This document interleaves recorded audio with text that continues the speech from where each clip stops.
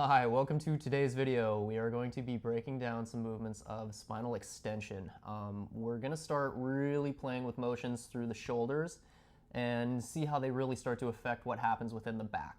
So to start out today's exercise, we're not going to quite go into our spinal extension right off the bat, but what we are going to do is we're going to start finding movement from our shoulders first. So we want to feel a good engagement through our shoulder blades and the muscles that move them. That is going to be our intention going into our spinal extension exercises. So the prop that I have today is a foam roller. The foam roller is going to be very, very important for finding this movement through the shoulder blades, and it's going to assist with its rolling manner. It really gives us a good connection or engagement to those muscles that connect into the shoulder blades. So we're going to go through a little bit of exercises like this. The first thing that I'm going to do is I'm going to lay myself down onto the floor on my stomach. As you can see, I'm going to take my hands and place them right on top of my foam roller. So in this position here, I'm going to have my palms facing down. The reason that we do that is because when we change the positioning of our hands and our wrists, it changes the movement of our shoulders. So one thing that we're really going to look for is positioning of our bones, so bones of the arm, I should say. And what we're looking for is to keep the elbows extended. So if we start bending the elbows through this, we're not getting any of this action happening in our shoulder blades anymore. So it's very important to keep the arms as straight as possible, keep a good engagement through the elbow. We're going to focus on our motion of our wrist. So we want our palms facing down to start this. We're going to do both ways, but we want our palms facing down to start this. We want to keep a good connection through our wrist. We want to keep the fingers pointing and extending out beyond our hands. And to start, we're just going to have our head slightly hovering above our mat. So the movement that we're looking for here now is all coming from our shoulder blades, as I mentioned before. So as we inhale, we want to feel that we can start to stretch our fingertips out quite a bit further in front of us here. So what I'm feeling right now is I'm feeling that my shoulders are rising up towards my ears. So this is all on my inhale breath. As I exhale, I allow my shoulder blades to find that nice connection to those arms as I start pulling back down. So I'm feeling all this motion happening now from my back. I'm not feeling that I'm bending my elbows. I'm not pulling with my hands. I'm feeling all of this action happening on my back. So I feel like I'm actually pulling my arms back down to my body with my shoulder blades. So that is the intention that we're looking for. That's the feeling that we want to feel within our body. So again, that motion is, as we inhale, we take those shoulders all the way up by our ears. And then as we exhale, we really feel that pull of our shoulder blades drawing our arms back down the backs of our body. We want to feel a nice smooth motion, so we don't want to feel any clunks or pops or jerking or anything like that. If we're getting that type of action, we need to slow down the motion. So that's always the best way to really find those tricky, sticky spots, is to slow down that motion through that area. So as we do this exercise, we may find a spot that feels a little bit jerky. If we do, slow that motion down. Really find that connection. A lot of the things that we do through our exercises is we have to really connect the brain to the body. So when we have these moments where we don't really feel that connection as where our body is doing what our brain is asking, that's a really good opportunity to slow down. Just slow down your movement. Really focus on that area of your body with your brain. So start closing your eyes and envisioning what is happening within your body. That's always the best way to start reconnecting the brain to the muscle. So I'm going to go through this exercise a couple of times without talking, and I'm just going to go through the breathing pattern. So you can follow along with me as you like.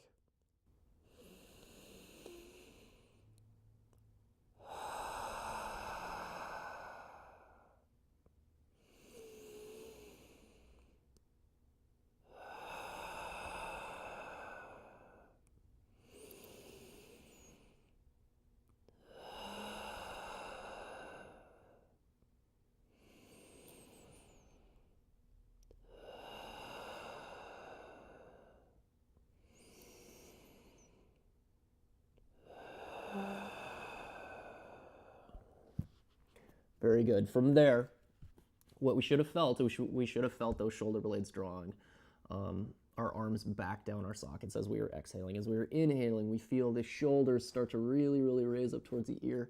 We're not trying to jam our shoulders up into our ears, but we're feeling a nice gliding sensation. So we're not looking for anything that's really powerful, strong, and holding into position. We want to feel that smooth, smooth glide the whole time. So that is our focus, that is our intention.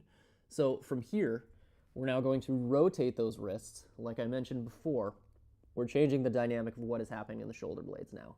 So as we rotate those humerus, so that is the upper arm bone, as we rotate them inward, it changes what is happening within the scapula. So from here, we're probably feeling a little bit more of a connection through our armpit area. So those muscles that connect to our scapula, shoulder blades, from that area are connecting into our armpits, and as we roll those arm bones inward, we're going to feel a greater connection. So from here, we're going to do that same thing. So we're inhaling up, and then we're exhaling back. So we're probably already feeling a difference in this hand position. I feel a lot more engagement through my shoulders, so through the back sides of them, to try and keep my arm bones rotated into this position is really, really causing a lot more action to be happening in my shoulders, so my deltoid muscles. So I'm going to go through this breathing pattern again without talking. So again, here we go. We're inhaling up.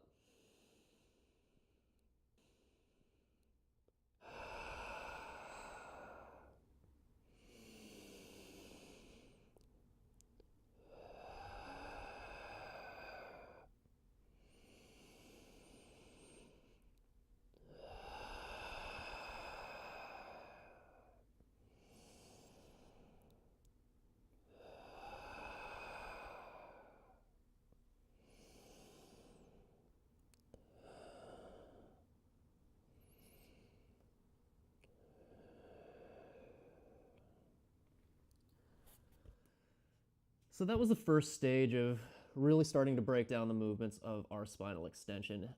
We're going to come into a little bit more movement using our spine now, but what I really wanted us to feel through that last set of exercises is how our scapula really starts to affect the movement that happens within our spinal extension. You may have noticed when I was doing some of those exercises that my spine actually started to go into a little bit of extension with that movement. So that's a really good indicator of how much our shoulder blades really, really do affect what happens to our spine.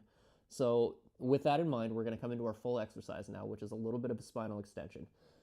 What we're going to do is we're going to use that movement that we started with the shoulder blades, and we're going to take that into our spinal extension. So we're still looking to find that good, nice, smooth movement that we had from our first couple exercises that we just did. From here, we're going to take that into our spinal extension. To start, we're going to have the palms facing down. Another really big thing that we need to focus on when we're doing these exercises is what's happening to our lower back. So we don't want anything happening from our lower back. As you can see, I'm using my back right now to just sort of show what we don't want. We don't want that movement coming from the back. So what I want us to feel is that everything below our rib cage is just dead weight. Nothing is happening there. We're not engaging the glutes. We're not trying to press the feet into the ground. Nothing is happening. We're basically cutting off all forms of movement from below our rib cage. So when we're coming into our exercise, I don't want to have this type of thing happening where the bum is extending backwards or tipping forward to get us into our extension. That's not going to be beneficial to the upper portion of the spine. We're looking to isolate that motion to only that area. So we want everything to be coming from the rib cage area. So if we put any engagement through our bum or anything like that, we're actively trying to, I guess, turn on those muscles, but we don't want to do that. We want to have everything feel like it's just dead down there. So we're going to come into our exercise, and we're going to break it down. We're always looking for articulation in our motion, especially when it comes to our spine. So the same thing that I've always preached about with articulation and flow of movement is exactly what we're looking for here as well. So we're going to come into our exercise now. Palms are facing down. We've got good engagement through our elbows, through our wrists. Fingers are pointing forward. We have no motion coming from our pelvis, coming from anywhere below our rib cage. We've got our head just slightly hovering above the mat. We're going to get a slight chin nod, so we want it to extend that back of the spine long like we did with our spine stretch forward stuff. We want to feel that engagement of a long, long back neck. And from there, as we start to inhale, we take our arms up away from us, shoulders by the ears. As we exhale, we draw those shoulder blades back, and we start peeling our spine off of the floor. We inhale. We really, really focus on that articulation of drawing that spine back down onto the ground. As we exhale, drawing those shoulder blades back, we start to peel the spine off of the ground. Nothing is happening in my lower body. My legs are staying still. There's no motion from my glutes holding myself in place. I'm just keeping very, very still through that area. So I'm going to do this exercise now without talking and just go on the breathing motion. So as we start, it's an inhale to draw those shoulders up.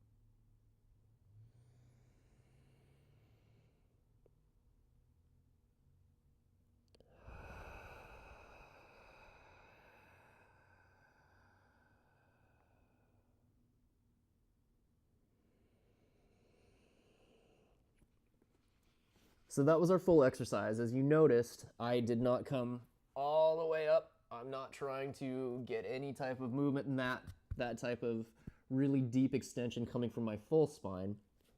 I kept my ribs connected to the ground. My ribs stayed connected the whole time. I never raised them off.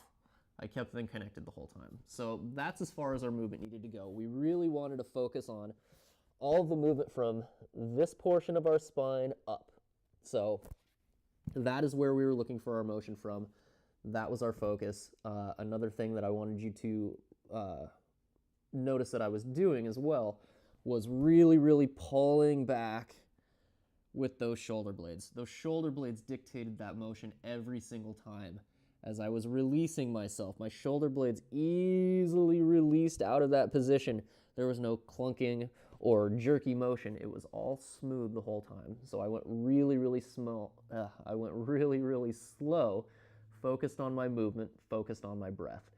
That is our intention for this exercise. The more that we do this, the better our spine is going to be from it. This is something that, like I mentioned before, we don't ever take our spine through this type of motion. So doing it in this type of setting where we can be really safe about the movement that we're doing, we can really focus on how that movement should feel within our body. This is the best way to do it. This is the best place to do it. So thank you for joining me on these videos, and we'll be back with another one. I'll talk to you later.